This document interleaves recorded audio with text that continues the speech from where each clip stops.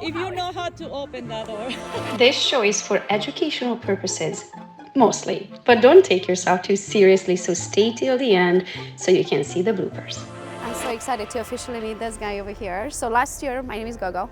Last year I did research for getting like a board of directors together. So this is my 11th years in real estate, but I don't only just do real estate anymore. We have 9 different companies and some of them are like real estate related, but not everything is real estate related, right? And I found myself in this situation over the years where I would get advice from people for the same question, right? I would ask the CPA, would give me one answer. I would ask the financial advisor, would give me another answer. And I would ask my attorney or friend or business partner and stuff, and they would give me a totally different answer. And here I am in the middle trying to make a decision about a subject, first of all, I don't know anything about. And I get 3 different answers, and then who do I trust? I was so done playing that game. I wanted everybody to come to the same meeting. I wanted everybody to like understand where we are going, right? Because some of these decisions you have to make based on where you're going. Typical people, 99% of the world, they make a typical amount for them, and then they get a 7% raise or a 3% raise, but they don't go from making 150,000 to making 800. Right? Like it's not normal. So for me, I wasn't necessarily a normal scenario, and I wanted the people that are advising me, not just to advise me in the moment of based on where we are right now, but advise me of where we're going, right? With understanding of where we're going, and if we double or triple our income, then does the question still apply? And then here we are today. I wanted to see your guys' offices, and I also wanted to shoot an episode for entrepreneurs, right? Because today I'm not just a realtor anymore. We have 9 companies, and I want to help people with entrepreneurial mindset because I feel like there's a need for that. To me, being from Romania, right, where entrepreneurship wasn't so open. I mean, I grew up in communism, right? Yes, we are a democratic country now, but I left when I was 21. So I thought having a company is so expensive, it's so complicated. Like somebody just can't go and open a company. It can be in Europe. Yeah. It can still be really difficult. Yeah. Yeah, absolutely. Thankfully, I'm not an entrepreneur there, huh? Hey. So let's change the world. Welcome to Gogopreneur.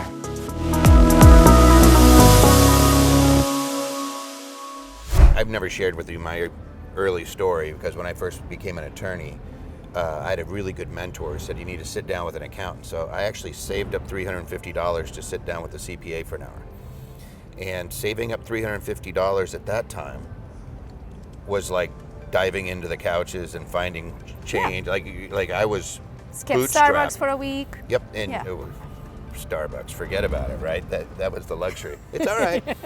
Never judge. I know, that's what I usually say, too. like skip Starbucks. But it was actually financially painful for me to save up, and I sat down with the CPA, and he talked over my head. He confused the crap out of me, and he made me feel like I was going to go to jail. Like I'd done everything wrong in opening up my firm, and I was doing everything the wrong way. And there was all these compliance, and you're like, oh, you didn't do this, oh, you didn't do this, and I'm like, what happened? Oh, nothing really happens. But they scared you. the living, and I just, it was one of those things where I walked away just absolutely, I never want to have that feeling of inferiority again. Yeah, because it makes you feel stupid, right? Like I feel like first of all, there is no education about entrepreneurship. Nobody was like, oh, okay, let's take 8 hours and learn taxes. No, but somehow I'm responsible for my own tax return.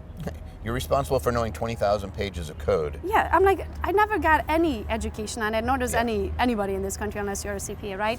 So I felt the same thing, but now I also have another step to it. Like imagine if you felt that way. Now imagine if English is your 3rd language. Yeah. And you have no college education in the US, or any education really in the US, right? So I always felt like, so that's why even when I talk to you sometimes, I'm like, okay, now bring it down to my level of English. Like, what does that actually mean? Or sometimes I even say, put it in a situation. Yep. So if you explain me the situation, then I'm like, oh, I get it, right? And I need to understand things. Right, so I will call you or text you until it makes sense. When it makes sense, I never bother you about it again. But I can't just be like, oh, okay, he said, so let's jump off the bridge because he said. No, I need to understand You need that. to, and I think that's the part that is missing with a lot of professional relationships.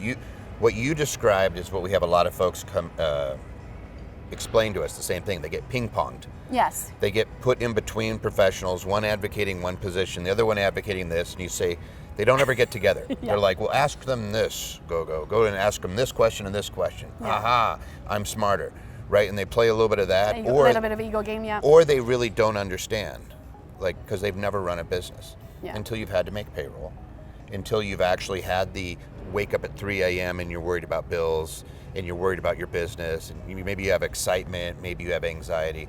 Until you do that, it's really hard for somebody to understand the entrepreneur unless they've done that, unless they've actually experienced that. Yeah. Everybody should stop and actually do the whole, let's go back to step one. Why am I doing this? What am I creating? And if I'm creating something that I believe is valuable, why do I treat it like crap when it comes to the estate plan? Like, why am I ignoring it? Why am I not giving it some sort of form and substance so that it can carry on if something happens to me? And so for you, that's the same thing. It's like you're looking at it saying, why are you building what you're building? There's a drive there. It's identifying it and then saying, what is it really there for? Is it for my kids? Is it because I want to change the world? You just said change the world, right? Yeah. So is it because I want to actually leave an indelible mark? And then what is that going to look like when I'm not here? If you have a good accountant, never get rid of them. You hug them, you send them Christmas presents, whatever. Like, just make sure that you're keeping your accountant, because it's really hard to find them. This is the one rule of advice I'd give everybody. Hire someone that does what you do. So I'm a real estate investor, right? So I'm a great person to talk to with real estate investors because I get it. Yeah. I have hundreds of properties. I get what it's like when you're operating, like little things. Like, do I want to be dealing with the toilets? No.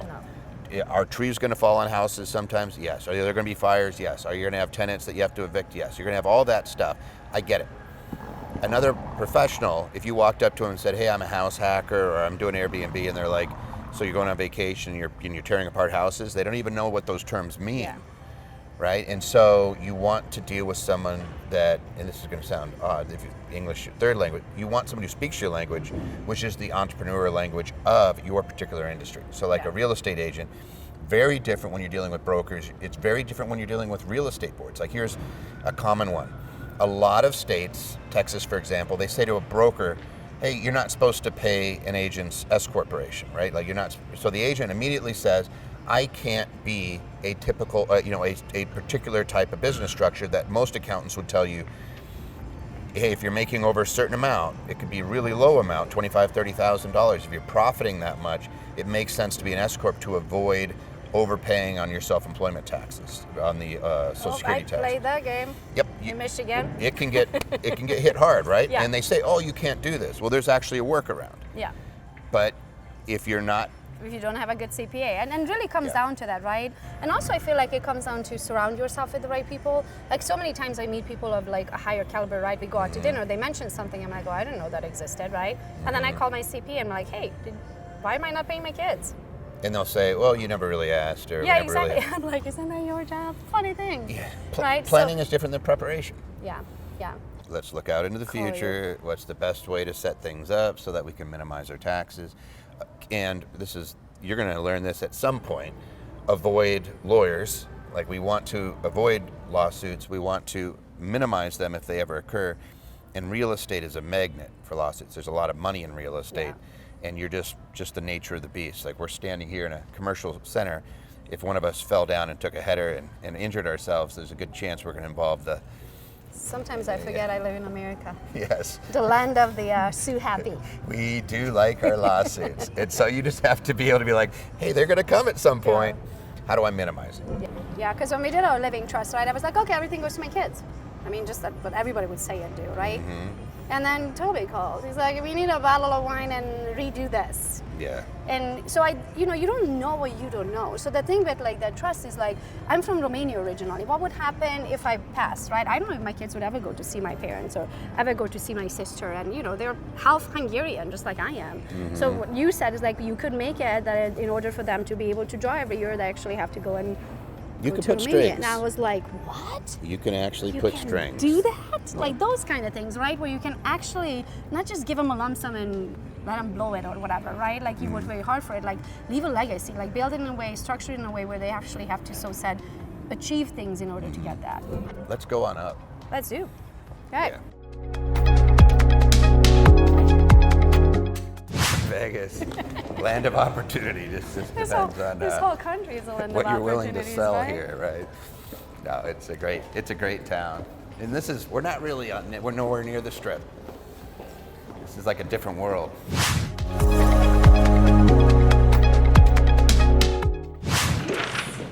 So is this where you work mostly? No, No? never. We have 3 offices here. Do you work from home mostly or? A lot. Yeah. So this is a room that holds about there goes Jeff. Hi, Jeff. Jeff's the head CPA. He's also our CFO.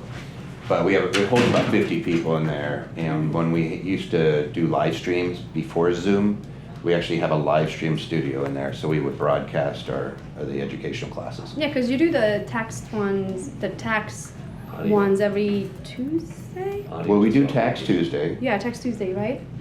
Is it going bad? Yeah. I'll tell you a quick little story. I went to Paris with my best friend a long time ago. And on that trip, I learned that, at least in the state of Michigan at the time, to open a company was $25. Mm-hmm. Blew my mind. Like, I came back from that trip and that's the moment that was like life-changing for me. I just went from not owning anything to now today having 9 companies. But I feel like there's a lack in this world of like, people don't really know what they need to know, right? Like nobody teaches you. There isn't like, oh, I went to college for entrepreneurship. Like there isn't really a thing for that. But I feel like so many people nowadays have, even if they have a real job, they have a side gig, right? Like they drive Uber or they have a candle making shop or whatever, right? So if you were, I don't know, 20 something, starting your first company, what does one need to know? Like what's important when it comes to how to structure it? What's important, what type of people you have to have in your life, like CPAs, financial advisors, tax attorneys, yada, yada, right? And then how to plan for the future. Because most people make a decision of what's happening right now, but they don't take in consideration how that's going to affect them in the future because they can't see it as far out as next year, let alone a 5-year plan, a 10-year plan, right? So let's start at the basics. If I was to start a company today, what do I need to know? So the place that you start is you try to compartmentalize things. It's like, here's the big issue. So let's just say that when you're dealing with business, there's really 3 things there's like big, broad categories that we're going to be looking at. A lot of times people are looking at lawsuits, they're looking at taxes, and they're looking at the business operations. You started at lawsuits? Here's the deal. Is there something that I do? So let's say it's a young person. They're 21 years old, they're just starting, and they don't have anything. So they're like, I don't need to worry about that. Well, I've seen judgments carried through for more than 20 years, garnishing people for something they did earlier. Right. So it never stops. Let's say you're a professional right now, and you say, I'm going to go buy a little house. I heard that real estate's really good to get into, and I heard about cash flow real estate, and you realize, you know what, I could go buy a $100,000 house in Kansas City. The question that a lawyer is going to ask is, what's the worst thing that could happen? So let's say it's you, and you don't have advisors, and you have a great business, and you buy this little house, and the house burns down and really hurts somebody. And that somebody was a young person who had a lot of income potential. They sue you as the landlord, and it's going to exceed any liability coverage that you have on your insurance, or you have no coverage. Or better yet, it's mold, fill in the blank. It's something that creates liability for you. Discrimination, it's something that creates liability for you. They could go and garnish and go after all of your assets per infinity. Like it literally could get that judgment and just follow you around for the rest of your life. The way you get rid of some of those things, certain items you can bankrupt, which means all of your assets are gone. You're liquidating everything. Yeah. Yep. And in theory, try to get rid of the judgment that way. So there's always did I push them too far? But you're too successful. You're not going to be going bankrupt. They would just keep garnishing you. So like if a doctor buys a piece of real estate, the first thing we do is say, what's the worst thing that could happen? Worst thing that could happen isn't losing the investment. It's they sue you for the rest of your life and then sue your estate and take things away from your kids, right? So we want to isolate that liability. We call that a risk asset. The risky asset is the liability generating piece of real estate. Or let's say that you're running a side business, you're doing candles, it's your candle business. We want to isolate that from you personally so that if a liability occurs here, I like to use things like plumbing. Like let's say I decide I'm a plumber. So I go get some tools, get my low-rise jeans, then I go out there and I cause a flood in somebody's basement and I didn't have the proper insurance, or it exceeds my insurance because people usually get cheap insurance, or there's lots of exclusions, and they sue me. I'm on the hook for that, personally. If I didn't isolate that, if I didn't set up a company, that's following me around and all the liability that I just created, and I didn't even make any money. Let's say that I made $10,000 for the year. I did a little bit of side gigs, but I ended up with a $100,000 liability. Lawsuit, yeah. Yeah, that's following me. If I set up a company, I can stop it. Okay, so the 3 pillars. Number 1, you have your protection. You have your lawsuit protection, and then you're looking at tax. You need a little flexibility, right? Yes. And that's where it's the business planning and the tax and the lawsuit protection. They're all kind of equal. There's a legacy planning component too, which is always where you start, which is the why are you doing this? What is your intent in the future? Am I buying a property to flip it and then I'm done and I'm not going to do anything else? Or am I embarking on something that I'm going to consistently be doing over a long period of time that I want to go to my family? So you have that conversation too. But when you're just looking at the business, you're just saying, what's the worst thing that could happen? How do I minimize the worst thing that could happen? What's the different types of tax treatments that are available to me? So for example, a realtor. Realtors are the classic example of a lot of times people do the easiest thing and it really hurts them and they don't even know it. They go to their accountant and the accountant says, just be a sole proprietor. Hey, we'll set up an LLC. Been there, done that. Yeah, and we'll ignore it for tax purposes, Yeah. which you can do. You could say, hey, you know what, IRS? Psst, psst, psst, the LLC doesn't exist. It's just an individual and they file it on their Schedule C. Well, a guy like me who actually looks at the data and deals with this stuff daily, I know that you are more than 1,000%. You're 1,000% more likely to get audited as a sole proprietor than its kissing cousin, the S corporation. That's why you always deal with people who do what you do. That's why I have Right? You know what? You don't go to the worst agents and say, how, what should I do as a real estate agent? You go to the best agents and you do what they do. Yeah. And the very best, most successful people that you know. Let's just think about in history. Let's just look around. Who are the richest people in the United States? Are they operating as sole proprietors? Not a single one. Not in a million years. Well, then why are we doing it? Yeah. Why are we doing we're not good enough? Probably most would look at it, well, I'm not Bezos.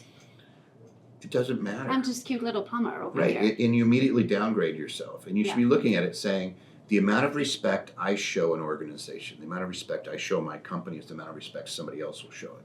And if I have so little respect for my company that it's just me, why do you expect anybody else to take it serious? Right, and so, and I hate to be that blunt about it. Look at the most successful people, and you get mentor in your life. Yeah, and you know what? Most of them are the most generous with their time. They'll sit down and they'll chat with you if you show a genuine aptitude, like you like an interest in learning what makes them tick, and you're not just mooching, but you're actually going and saying, "Hey, I'm just curious as to how you do these things," and what you find over and over again. I sometimes use the top 2%, but let's say in real estate, it's the top 20% of agents all do the same thing. The money doesn't come into their account first. The money always goes to a receptacle first, and that's a company of some sort. And then they do their retirement planning, they do their tax planning, they do other things, they put their kids on payroll, they do all the things to mitigate their tax, and then it comes to them, and then they cover their personal expenses. Yeah. A good 80% skip all of that, and it goes right to them. And they're spending out of that account, and they're like, but it's so much easier, and you're paying significantly more in taxes. And you also don't have your tax money when it comes to tax season. And you're very limited on the type of tax planning you can do. It's really difficult. So I say, hey, you're working your butt off on your business. On a tax standpoint, let's say that somebody's making $100,000 a year. The difference between being an S corp and a sole proprietor is about $10,000, depending on the individual, because there's a accountable plan that you're able to take advantage of as an S corp that you cannot do as a sole proprietor, and you reduce the self-employment tax. That's a big one. Yeah, but usually CPA says, but then you're going to have payroll. You are going to have payroll, and you're only. And that's their excuse of why you shouldn't do it, because you don't make enough, because your payroll is pretty much going to offset your $10,000 gain. You always crunch the numbers. Even at $25,000, if somebody who nets $25,000, the net taxable benefit is over $1,500, and that's without trying. That's just on the Social Security taxes. The self-employment tax is made up of 2 portions: old age, disability, and survivors, which is 12.4%, and Medicare, which is 2.9%. Medicare goes on forever. That 12.4 phases out at about $147,000. So anybody below that point if you just switched over to an S corp, and the rule of thumb is take about 1/3 of your net income as salary. So 2/3 of whatever that amount is. So let's just say it's 2/3 of 100. Okay. You take let's say you, but we'll make it even easier. I take a $40,000 salary, which I can defer a huge chunk of into a 401k. I could avoid tax on it almost entirely. But there's about $60,000 there that at least will not be subject to the Social Security tax, which is 15.3%. It actually, there's a deductibility portion. It ends up being 14.1% of that amount. So it's 14% of 6, right? So $60,000 times 14, whatever that is around $8,400. That's your net savings. Plus, you get other tax benefits as a result, and you lowered your tax or your audit risk by 1,000%, which I always crack out. Like the IRS used to give us this data in publication 55 every year. It was online. It was on a table called 17B, and you could actually look. Here's the little nerdy McGurdy. Seriously, I could not read contracts. I could never do your job.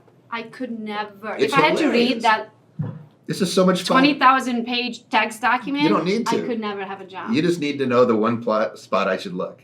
So out of this huge publication, I'm going to go right to You this just need little to know that spot. section and Yep, read and I'm going to it. see who gets audited and how often do they win.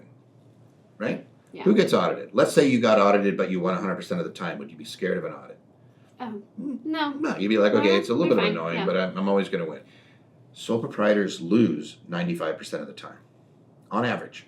95% of the time. So just so you understand what that means, most realtors, and this is how I understood it, right? Most realtors, and I was a sole proprietor, I can't even say that word, an SP. Thank you. You say it for me. Schedule C. Schedule C, right? So what that means is, let's say you made $100,000 in commission, right? Which you took home. Guess what? You're paying taxes on $100,000 minus whatever you can write off, right?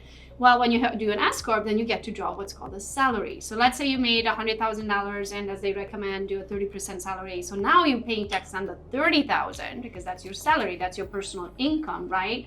And then the $70,000, you do whatever, you don't pay. You still you're pay federal paying. tax. Yeah, you're just not paying the self-employment. It's not subject to the Social Security tax. Social Security, that one. And That one, that's we why I could have still reduce that amount. Like there's still things you could do. And one of the big ones to me is a lot of realtors do what's called a home office deduction.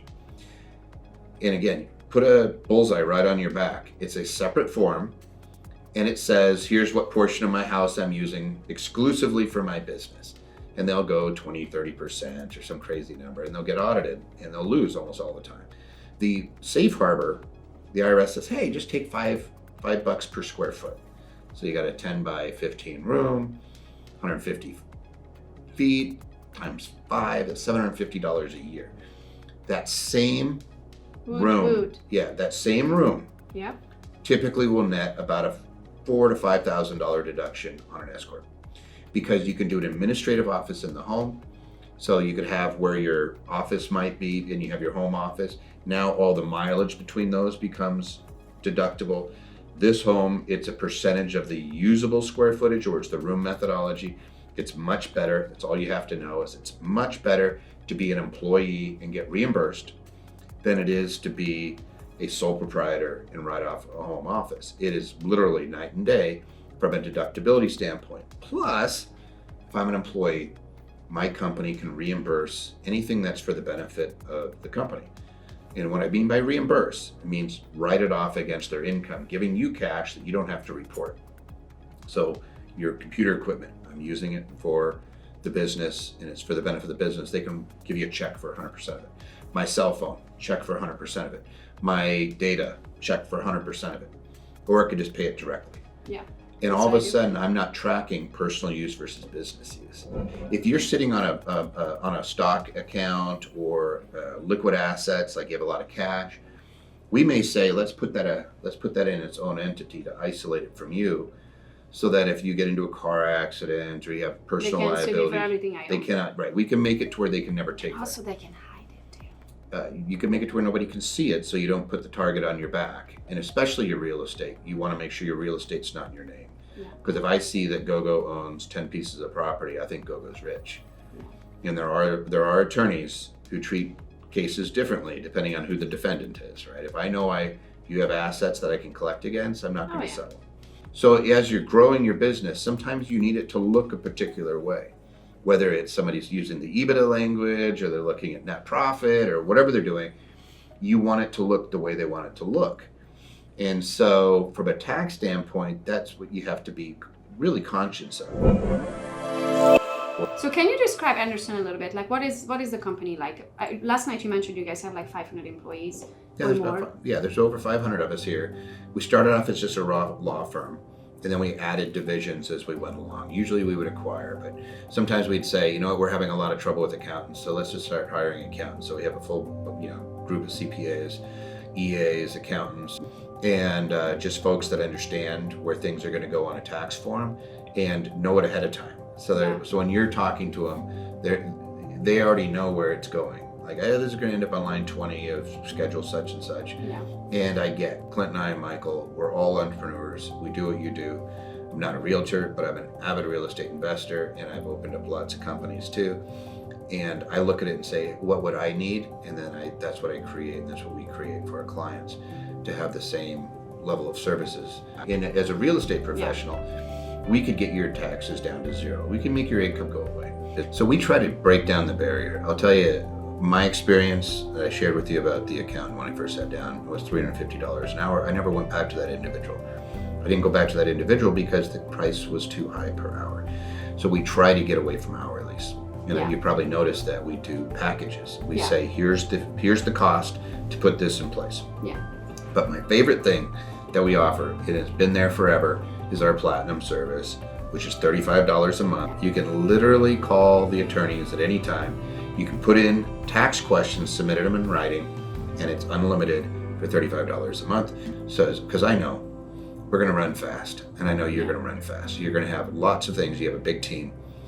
You just need to be able to oversee it, know what's on a sheet of music. We call that our blueprint, our wealth blueprint. I need to be able to see what's where and how they interact. Yeah.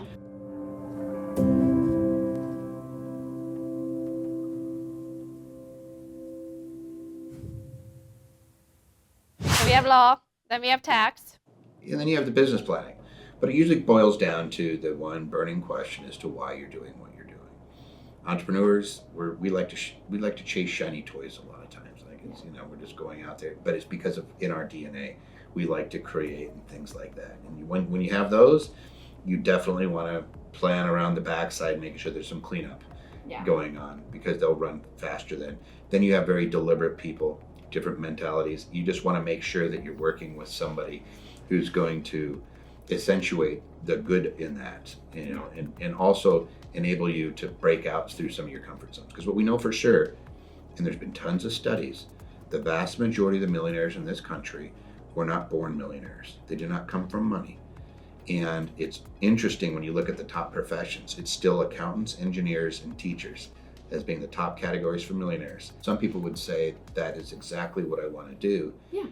But the beautiful part about the fact that there's so many that have achieved financial success is because you don't have to be rich. You don't have to be making a ton of money.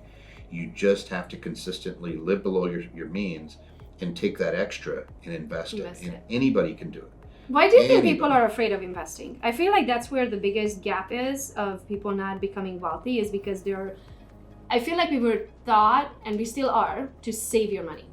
Save it, put it in a mattress, keep it in a bank account, let it just, for the rainy day, money relationship. I think that people have attention deficit disorder.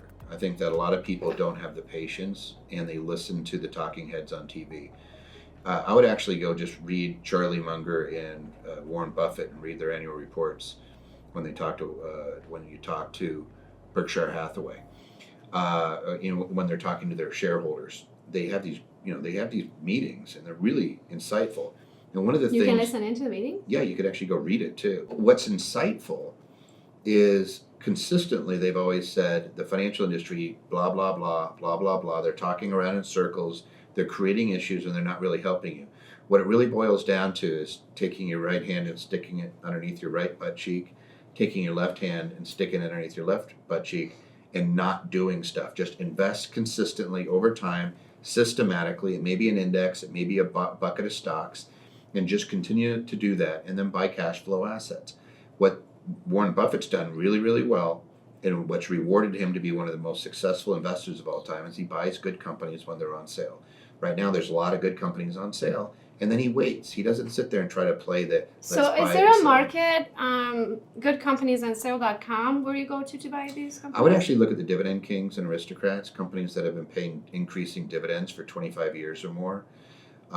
That's always a good place to start. But also just, you had a Starbucks in your hand. Buy Starbucks. They pay a dividend. Just keep buying it over the time. Costco, I like going to Costco, go there. If you go to Chevron, buy Chevron.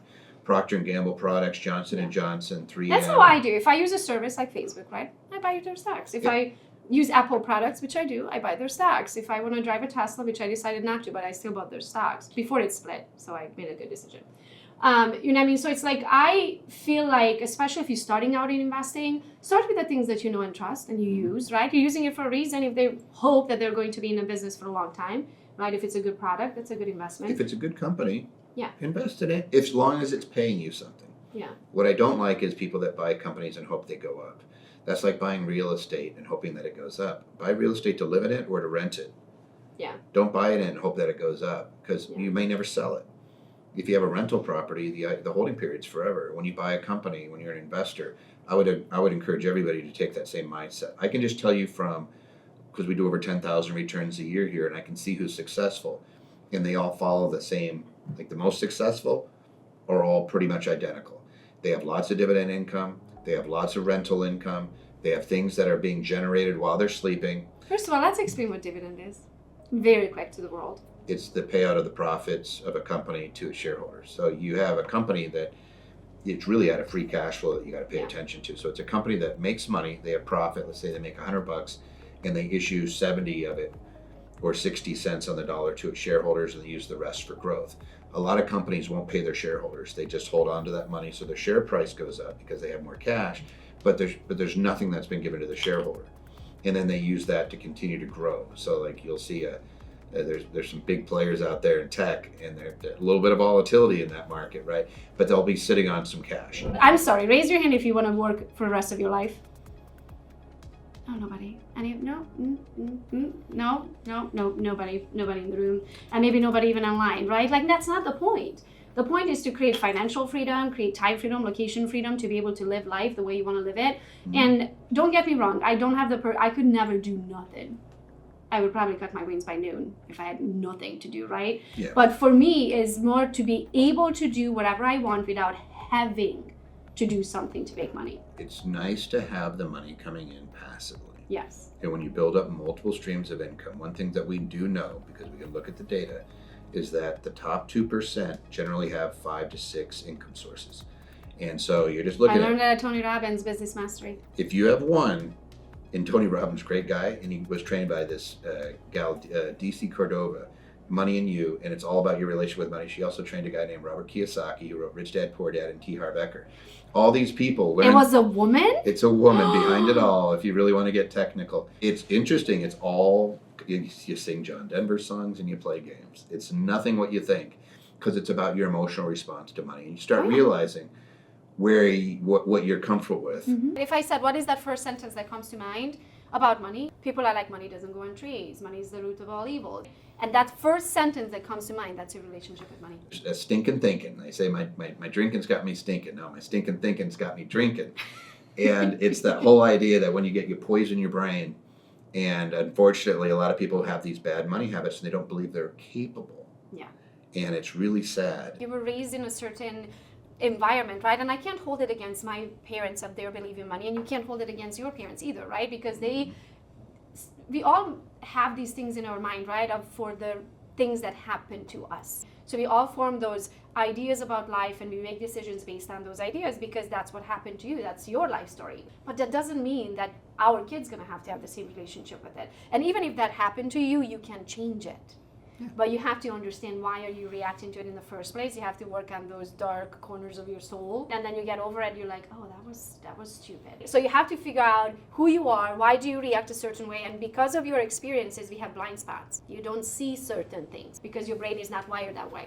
So figure out what those things are, and if you don't like your outcome, then change your mindset. That will change your outcome. Everybody has a money relationship.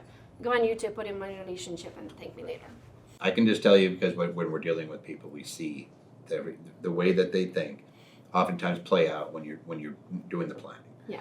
So I could get into all the mindset stuff too. It's absolutely critical. Most entrepreneurs don't like doing and They don't have patience for the details. Right, and so you part of it is just having somebody who runs behind you, because that's the same way I do is, hey, the credit cards, you want to have business credit cards for a reason. Oh yeah. So that you can make sure that when you're making decisions that you're going on, that you know, hey, I'm applying this, and that way your accountant can say, or your bookkeeper could say, what was that for? Here's this and that, and fill in the details. And I used to do all kinds of credit cards. I had like this, and this, and everything was like all over the place, right? Now every company has one debit card and one credit card.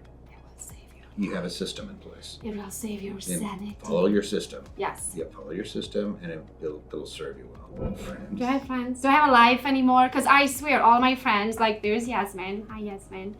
But she's in real estate. We're real estate. We're business partners. Yes, we are friends, and we get together. We sing karaoke, and you know what I mean, like all of those things. But all of my friends are actually in some sort. We are commingled in business, right? So do I really actually have a life anymore? Like I feel like every call I make is somehow business related.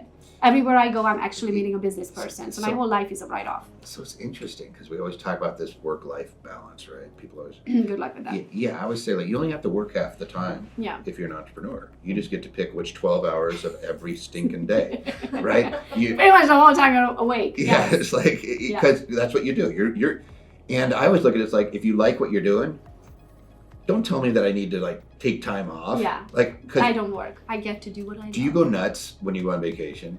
Like you're like, I really need to be checking in on. I call it a workation. Yeah. Because I'm still go with my laptop. I'm still making business calls. Like Yeah. and I probably take a business partner, and I go or I want to write a That's book. Right? So now I'm entrepreneurs. gonna book a trip so I can be on an island somewhere and write my book under a palm tree.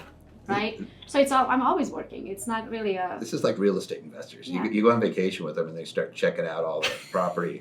I wonder what I could buy this for. Yeah. They're buying the Airbnb they're staying in. Yep. Right. So let's talk a little bit about why should someone, like maybe they're just starting out, right? Like, should they hire a firm like yours, like Anderson Advisor? And by the way, in this episode, you're going to have to stay until the end. You're going to have a direct link of how to hire them. But should they start right away, or do you feel like they should just go online and buy their own little LLC for $25? Don't do it yourself. Yeah, the amount of respect the amount of respect you show something is the I amount can't of even respect. speak English. Could you imagine me going on a state website, getting an LLC? Like that, God knows what would The I vast buy. majority of people actually do that. Yeah, And I always look at you say, do what successful people do. Yeah. There's always going to be that, hey, but I you don't know what you don't know, right? So it's always going to be the devil's in the details of that operating agreement. You're undoing most of the good that you're doing when you go and you go online, you grab a form set of documents and you don't understand what it is. It's usually undoing all the things you're trying to do, and you're not showing a lot of respect to your business. Now, that's not a pitch for business here. That's just, you got to look at it from a third party standpoint, whether it be a bank, a lawyer, a judge, an angel investor, anybody looking at your business. You need it to look the right way. Yeah.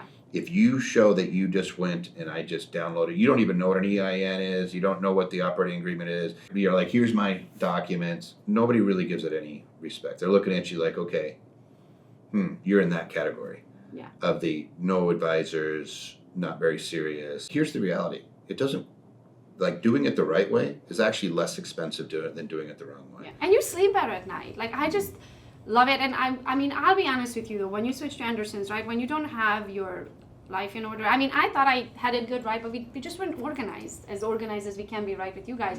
It is a lot of work, especially if you have multiple businesses already. Switching to Anderson's and giving them all of the documents and everything has to be like uploaded, and you know, then they send you folders and all that, which is, by the way, so pretty in my office in Florida. I like to see them, right? I love the feeling of being able to grab it. There's my EIN number, there's my operating agreement, right? Everything. You also have digital versions of everything. So it is a lot of work, I'll be honest with you guys, right? Like if you do decide to switch over and you already have multiple businesses, it's going to be work. But it's so fun when you have everything always, you know where to go, and everything is always in one place. And the work is never done. Like we were just feeling like we were getting to the end of it, and then I decided to close one company down and decided to start a partnership with in another 3 companies than I had, right? So now we're splitting that. So it's always in the motion, right? But at least you have the team that knows where you're going and where you're at and guide you there. Well, what I think kind of separates us, besides having everybody under one roof, it was because we're entrepreneurs. So I'm an avid real estate investor, and I always look at it as like, what do I need? Yeah. How do I make that available to third parties? So what do I need? I need my accountant to talk to my attorney first. Yeah. And I need to have everybody on the same page. But I also need to have somebody who can play a little cleanup and make sure I'm on the straight and narrow. And the bookkeeping, probably the most important thing of any business, is just accurate records. Yeah. Knowing how much you're spending, how much you're bringing in, making sure that you are bringing it in, that you're reporting it correctly, and that you actually know what's going on in your business. Most businesses go out of business because they're running at a loss and they have no idea. They don't have any idea because How would you not have an idea of that? maybe they're looking at their bank account and they keep dumping more cash into it. Maybe they're spending out of the same account where they have other monies coming into. And they don't realize that, hey, this is losing, or this is like, hey, we're going down the wrong path. You could have real estate like that, where, again, you have it mixed in with 50 other properties. You may not realize which ones are the losers unless you're keeping good records on it. And then you could say, all right, this one's not actually cash flowing. Let's dump it and let's replace it with something that is. And the only way you're going to know that is with good record keeping. And so at its core, when somebody works with us, we usually try to get them to adopt some record keeping so we can make intelligent decisions that are in their benefit going forward. And it's tough. And I feel like in real estate, especially because that's what I deal with mostly, like realtors, is so many of them don't have a clue. They don't track anything. They don't track where their leads are coming from. They don't track where they spend their time. They don't track what things are costing them, their systems. They don't track if they're paying for systems that they haven't used in 3 years, right? They don't have like, one of my favorite things to do, it is one of my favorite things to do, is we call them our numbers meetings. So for each of my companies, we have a numbers meeting with Christy. She's amazing at, keeping the records for us. Do you have a good and team? Then I do. Blessed. And then we sit down, right? And then I look through everything. Like every single month, I see what's coming in, what's going out. I see if we should continue working with this specific company anymore or not, because it's not worth our time. So if we are putting time into something but we're not getting the money in return, then you need to stop doing that activity, right? One of my favorite things, especially for realtors, you have to know what your hour is worth. If you don't know how much money you make in the hour, which most realtors don't have a freaking clue, right? Then you don't know where to spend your time. So you have to look at those net sheets for every single company. Like, this is how much you spent for marketing. This is how much money came in through commissions. This is how much came in from referrals. This is how much came in from revenue share. This is how much is going out to paying the VAs and everybody that's working for us. So I get more of like a bucket. Do you find it's better for you to do like KPIs where you're like, these are the things I really want to know, or do you want to get in the minutia on everything? No, I don't need to know everything. I just need to know the end result, right? But detailed enough, like buckets. Right? Like, I want to know how much are we spending on marketing and how much money is that making us, right? So if I'm spending $10,000 but making $200,000, that's a good month, right? But if we're spending $80,000 to make $100, yes, we still 20,000 profitable after I paid everybody. That's not my time but spent, right? You have to find another avenue. So I want to know in that bucket, right? I don't need to know necessarily of like, oh, was that if we do have a problem, then I want to know the details, right? So if we do have a problem, we spent $80,000 to make 100, then I want to go, okay, what did we spend the 80 on? Was it Facebook ads? Was it Google ads? Was it a billboard? Was it a TV show, a radio, podcast, the whole, because then I know, don't do that anymore because it's not working, right? And take that marketing dollar and throw it somewhere else where, a lead is $1, right? So those kind of things. So I think they need to track. They need to have their systems in places and a team too, right? Like if you're a one-man show for now, that's fine, right? But if you want to grow, you're going to have to hire people that are good at things that you're not good at. Like, I'm not organized. I love the end result and I love the numbers, but if I had to plug it into a spreadsheet, I'm gonna go take a night shift at Taco Bell on Christmas Eve because I'm not doing it, right? Like, I wouldn't be good at that. Right? I would hate the actual motion of doing it. I like the end result. So then you find people that are really good at detail oriented who are your opposite to do that, and then you find the Andersons to tell you where to go. So thank you so much for having me. It was fun. Thank you so much for being awesome and keeping my businesses and my financials and making me smarter, right? Because I have a million questions and you're awesome. You always answer them. And my level of English, right? So thank you. If you guys want to work with Andersons, they're going to be, you can scan the barcode at the end of the episode and we'll take you to the link, sign up, get interviewed by them, interview them, and decide if you want to work with them, right? Take yourself and your businesses to the next level. Thank you. Be the best. Thanks, Gogo. Thank you. Thank you. Thank you. Asta. Nice to meet you too, officially. Yes.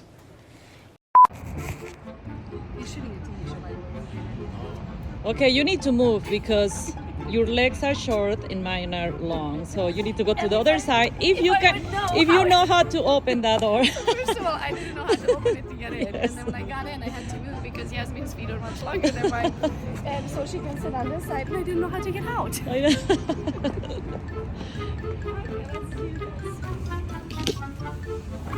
Here's our Uber driver. Comes in handy when you're 5'2". We worked together now for over a year and a half. I never actually met you until last night. Last night was officially. I met him in flesh as a human. So you have to have a smart people.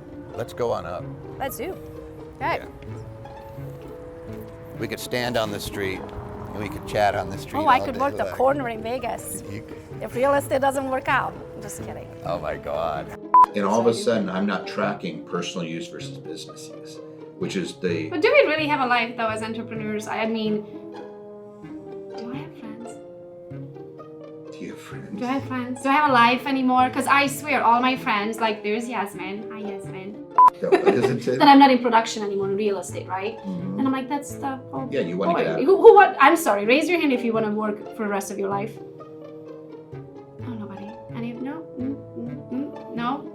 You have your lawsuit protection, and then you're looking at tax. I love how he starts with the negative. He scares you out of your pants first. This past New Year's Eve, Gogo and I are at Holly and Jake's New Year's Eve party. Food everywhere, champagne, the works, right? You know, doing karaoke and having a good time. Meanwhile, Dwayne and Kobe were at home because they had the flu. And then at 11:30, Gogo decides, yeah, no, I've never had New Year's Eve without Dwayne and the kids. We need to go. Can we please go now? And I'm like, it's 11:30. We're gonna leave this party like right before New Year's Eve hits? Like, that's A, rude, and B, not doable. How are we gonna do this? And she's like, we can do it. Of course, Gogo has those positive vibes, you know. When she says something's gonna happen, she makes it happen. Somehow, I don't know how. She threw it out there into the world that we were gonna make. I'm like, there's no way we are gonna get from here to there and get there by midnight. We're gonna be celebrating freaking New Year's in the car. She's like, no, we'll get there, we'll be fine, let's go. And I'm like, okay. So we jump in the car, us and our kids, you know, the kids that were there, to get to her house to be with Dwayne and Kobe for New Year's Eve. Well, we're driving like freaking, obviously way over the speed limit. We are realizing that we're cutting it very, very, very close, but we're trying to make the best of it. We're jamming out to some music, blah, blah, blah. We literally pull up like a bat out of hell into her driveway at 11:59. Walked in the door to scream Happy New Year right as the ball was dropping. Just another perfect example of how, you know, Gogo says something and it happens somehow. I don't know. She just puts it out there and makes it happen, makes it work. So anyway, that's my little Gogo story for today. In the next Gogopreneur episode. Hey girls, say hello. So how did the madness start with the multiple assistants and what they all do for me? Well, kind of realized through the years that there's only so many things that you're good at. You can learn anything. So if I'm very interested about something, I can sit down, I can read a book and shadow a person and get to the end of Google and YouTube and watch every video that I possibly can, right, and get really good at it. But sometimes, does the time that I would invest, is it worth it versus paying somebody who's already really good at that, who can get it done and bam, bam, bam, done. You can't possibly become really good at everything. We have skills and then we don't have skills for certain things. Do I qualify to do a load of laundry? Absolutely. Can I cook? Yes, and I'm a very good cook. But we have Karen over there. Say hi, Miss Karen. Hi. And she makes delicious meals for our family, so then I can do what makes us the money, right? So I can do what I enjoy, I can do what I'm really good at, and most importantly, I can do the money-making activities, so then everybody makes money, everybody's happy, and you have an organized life and an organized business. We have a lot of help from many different angles because I'm a firm believer that you need to take your time and energy to do what you're good at or to do things that are money-making activities. Kinda need help. And I have a lot of help and I love them all. They're amazing. I'm surrounded by amazing people and I wouldn't do it in any other way. Okay, watch in. For all the products and services featured in this episode, pause the show right now, scan the QR code, and I will see you on our website.